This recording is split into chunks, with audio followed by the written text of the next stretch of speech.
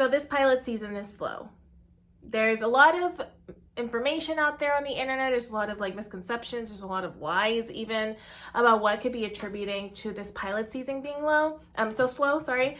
I'm going to give my take on what I think is happening and then link you guys to the research and the articles that I read this, certain information from. And hopefully that gives you guys a better understanding as to why this pilot season is so slow. Because it's not because your agents aren't doing their job. It's not because the world is out to get you. It's not because you're doing anything wrong. For the most part, it's a little bit more complex than people think it is, but it's also very simple at the same time. I think, and these are just going to be my personal opinions, I think what mainly is happening just after reading what's going on in the market and just, certain, things that are happening in the market, we are in a recession. I don't know why the media and other people are making it seem like we're not in a recession. We are definitely in a recession. Inflation just hit an all-time high. And so many media companies and tech companies are laying off staff. Disney, Bob Iger, y'all know I'm a Disney adult. I mean, I don't know if y'all could tell like my little Disney ears. I have a whole collection of them. But Disney just announced 7,000 layoffs for the next quarter. And I know Netflix had a situation like their stock like really plummeted. They did, at least not their stock, but I think their earnings during the third quarter of last year was like not great at all, and they attributed to people sharing passwords for Netflix and stuff, and then they ended up laying off a lot of people as well. I think the economy and this recession has a lot to do with it.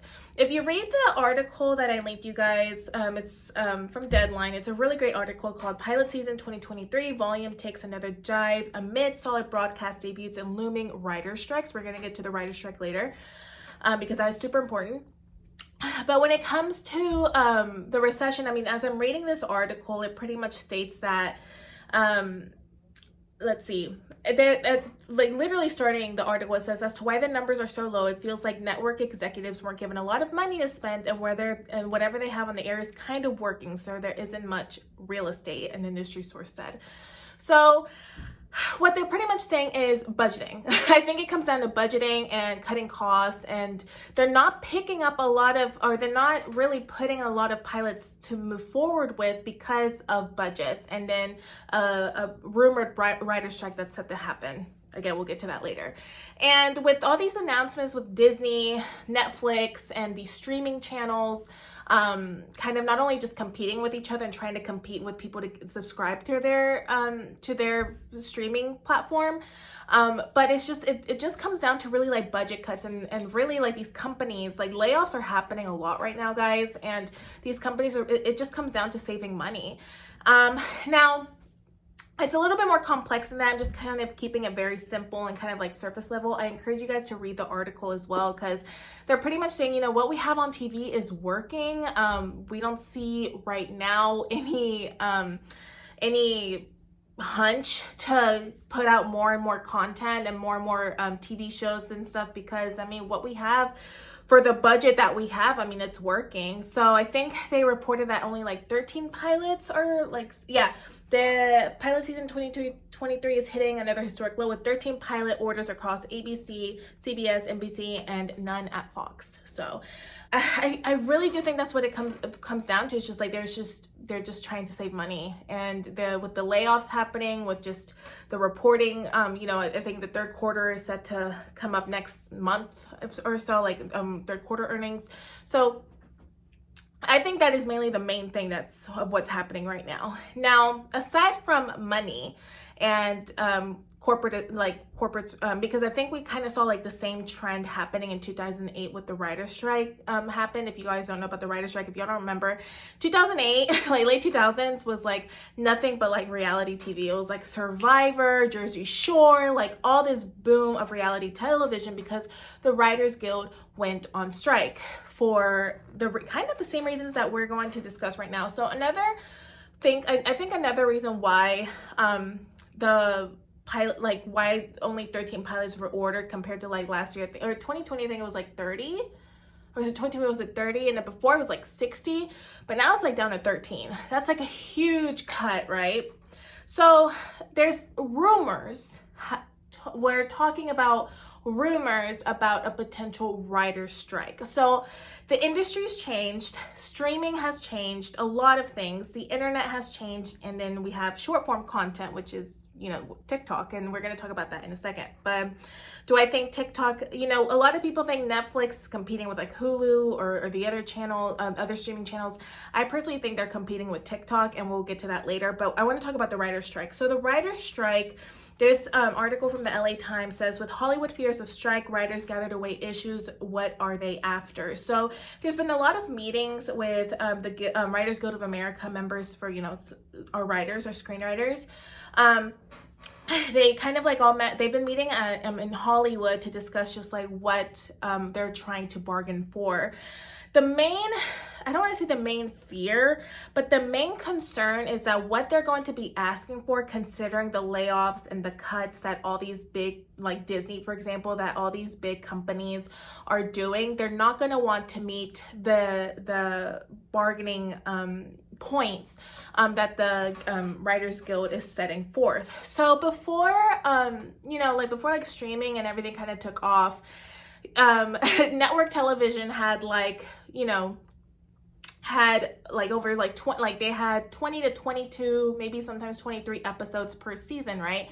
And then they would split mid-season. They would film the first half, and then they would they would release the second half, this, that, the other. A lot of networks now, it's like very much a lot of them are now, you see, just like, for example, Ginny and Georgia just came out, and it has like 10 episodes per season, right?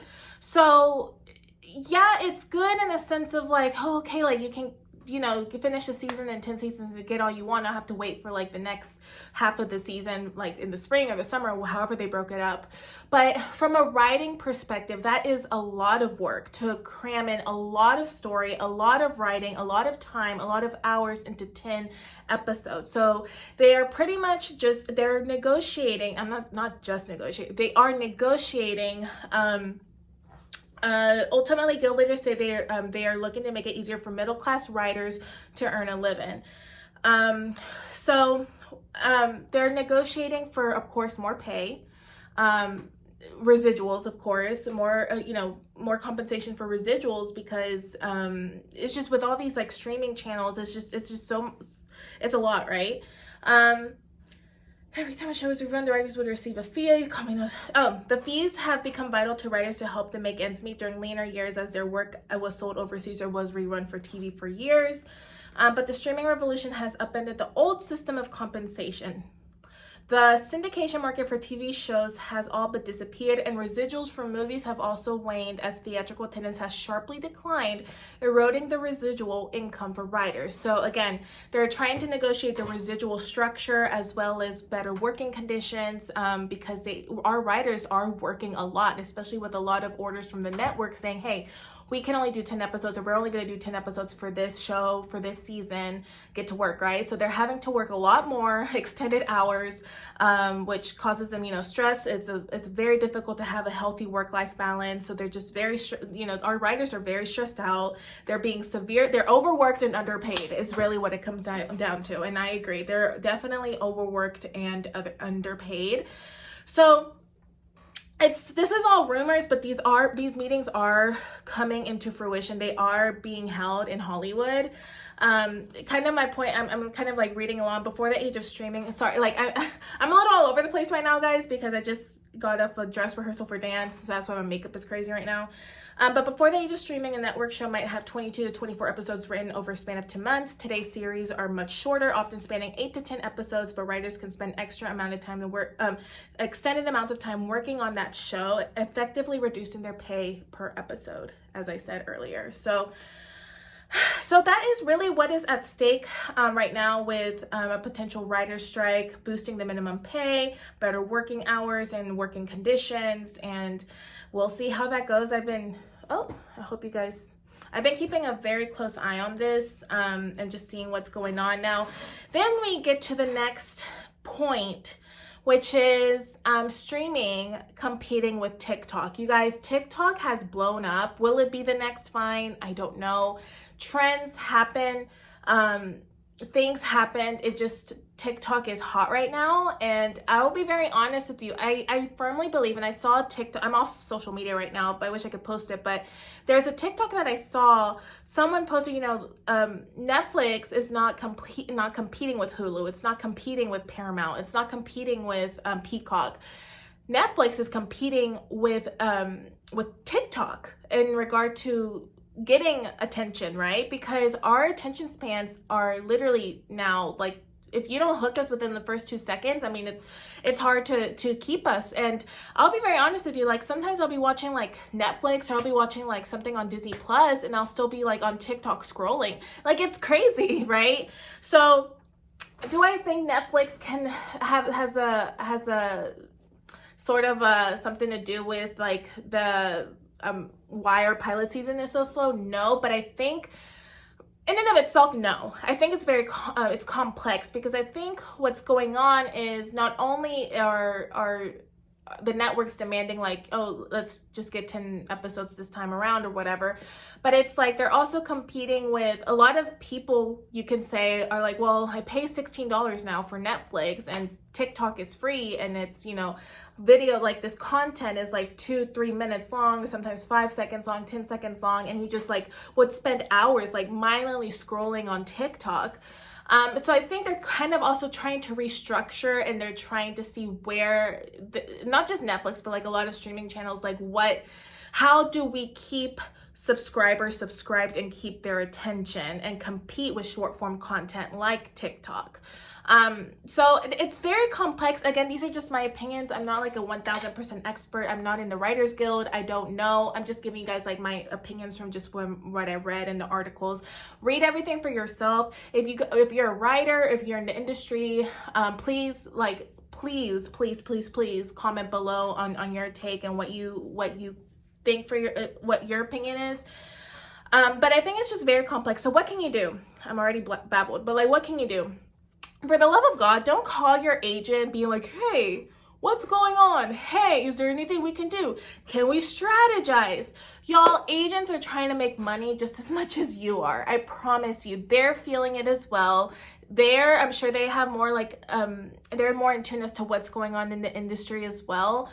The only thing you can do right now, guys, as long as your materials are up to date and you're in classes and you're fine-tuning your skills, right now is the best time to make extra income, to work on those side hustles, to work on those extra skills, to live your freaking life, to work on code reading technique, get together with some friends and practice.